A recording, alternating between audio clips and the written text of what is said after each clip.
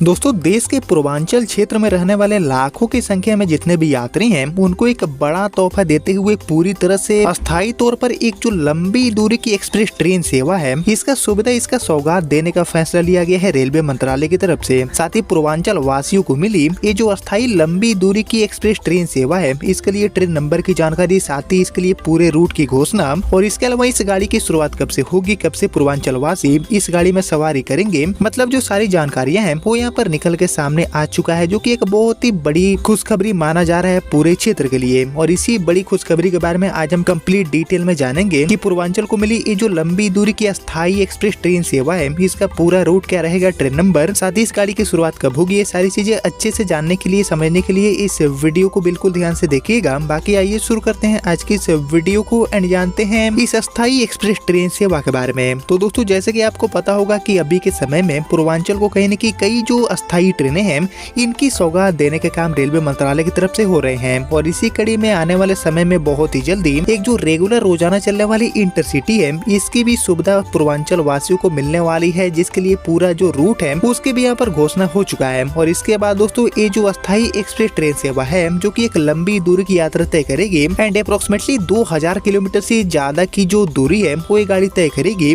तो इस गाड़ी की सुविधा दिया गया है पूर्वांचल वासियों के लिए, जो की एक बहुत ही लंबी मांग भी रही है। साथ ही दोस्तों, इस गाड़ी के लिए ट्रेन नंबर की जानकारी, पूरे रूट की घोषणा, मतलब जो सारी चीजें हैं वो भी यहाँ पर निकल के सामने आ चुका है, जिसके बारे में आइए हम बारी बारी से जानते हैं और डिटेल में। लेकिन यहाँ पर सबसे पहले बात करेंगे कि आखिर पूर्वांचल में कहाँ से गाड़ी चलेगी, कौन से रेलवे स्टेशन से इस अस्थायी एक्सप्रेस ट्रेन का संचालन होगा। तो इसको लेकर रेलवे से मिली जानकारी के according Gorakhpur junction railway station से ये जो लंबी दूरी की अस्थायी एक्सप्रेस ट्रेन सेवा है, इसको चलाने का काम रेलवे करेगी। जी हाँ दोस्तों, गोरखपुर वासियों को स्पेशली ये गाड़ी मिली है। साथ ही गोरखपुर से पूरे रूट की बात की जाए तो गोरखपुर को मिली ये जो अस्थायी लंबी दूरी की एक्सप्रेस गाड़ी है, इसका संचालन आपको दादर के लिए देखने को मिलेगा। यानी कि बेसिकली मुंबई के लिए ये जो अस्थायी गाड़ी है, इसकी सुविधा मिला है गोरखपुर वासियों को। जिसके लिए ट्रेन नंबर की बात की जाए तो इसके लिए ट्रेन नंबर जारी हुए हैं आधिकारिक तौर पर 11047 एंड 11048। इन्हीं दोनों ट्रेन नंबर के साथ ये गाड़ी दादर गोरखपुर एंड गोरखपुर से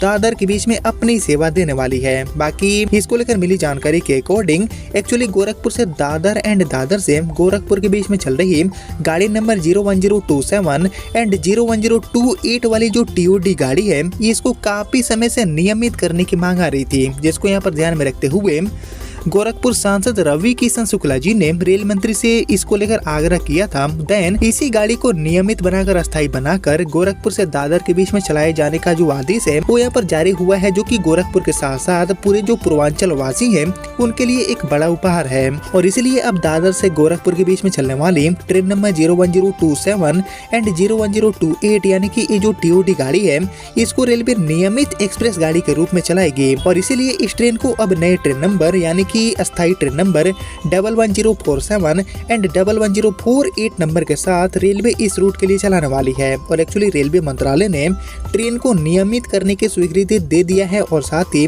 स्पेशल की जगह पर नियमित एक्सप्रेस ट्रेन बनकर चलने से इस गाड़ी का जो किराया है वो 30% सीधे सीधे कम हो जाएगा। और इस संबंध में रेल मंत्री का जो पत्र है वो मिलने के बाद सांसद रवि किशन शुक्ला जी ने आभार भी जताया है इस सौगात देने के लिए। और एक्चुअली हमारी ये जो ट्रेन है, जो की दादर गोरखपुर से दादर के बीच में काफी लोकप्रिय हो गई है। यह ट्रेन ललितपुर, खजुराहो, बांदा, प्रयागराज, वाराणसी एंड मऊ होकर गोरखपुर के लिए चलती है। और इस ट्रेन को नियमित करने की जो मांग है वो काफी समय से यात्री कर रहे थे। बाकी सांसद रवि किशन जी ने भी इसके लिए रेलवे मंत्रालय स्तर पर पहल की, जैसे कि मैंने आपको बताया। और सांसद ने इसको लेकर बताया है कि केंद्रीय रेल एंड सूचना इसके अलावा प्रसारण मंत्री श्री अश्विनी वैष्णव जी ने आधिकारिक पत्र में इसकी जो पुष्टि है, मतलब कि इस गाड़ी को अस्थायी बनाने की जो पुष्टि है वो भी यहाँ पर बिल्कुल साफ तरीके से कर दिए हैं। बाकी रेल मंत्री की ओर से ये भी स्पष्ट किया गया है कि ये जो निर्णय है वो जनहित में लिया गया है और इसका जो उद्देश्य है वो यात्रियों को बेहतर कनेक्टिविटी एंड सुविधाएं उपलब्ध कराना है। बाकी रेलवे मंत्रालय से स्वीकृति मिलने के बाद इस ट्रेन को नियमित एक्सप्रेस गाड़ी के रूप में नए नंबर से चलाने की जो तैयारियां हैं वो भी यहाँ पर शुरू हो चुका है। और इस गाड़ी का जो टाइम टेबल है, साथ ही जो फ्रिक्वेंसी है, ठहराव है, वो पुराना ही रहने वाला है, उसमें कोई भी बदलाव रेलवे नहीं करेगी, लेकिन अस्थायी बनने के कारण इस गाड़ी में यात्रा करने के लिए 30% जो कम किराया है वो यात्रियों को चुकाना होगा। जिसके बारे में दोस्तों आप सभी क्या सोचते हैं? ऐसे जो रेगुलर करने वाले काम है गाड़ियों को, वो और किन किन रूटों पर होना चाहिए? इसके ऊपर आप सभी का जो थॉट है, आप सभी का जो ओपिनियन है, उसका मैं वेट करूंगा कमेंट सेक्शन में। लेकिन फिलहाल यही थी पूर्वांचल गोरखपुर को मिली दादर मुंबई जाने के लिए अब पूरी तरह से अस्थायी एक्सप्रेस ट्रेन सेवा, जिसका रिगार्डिंग आपने यहाँ तक इस वीडियो को देख लिया है तो प्लीज इस वीडियो को लाइक और ज्यादा से ज्यादा शेयर कर दीजिए। एंड मैं मिलता हूँ अब आपसे अगले वीडियो में, तब तक के लिए जय हिंद जय भारत।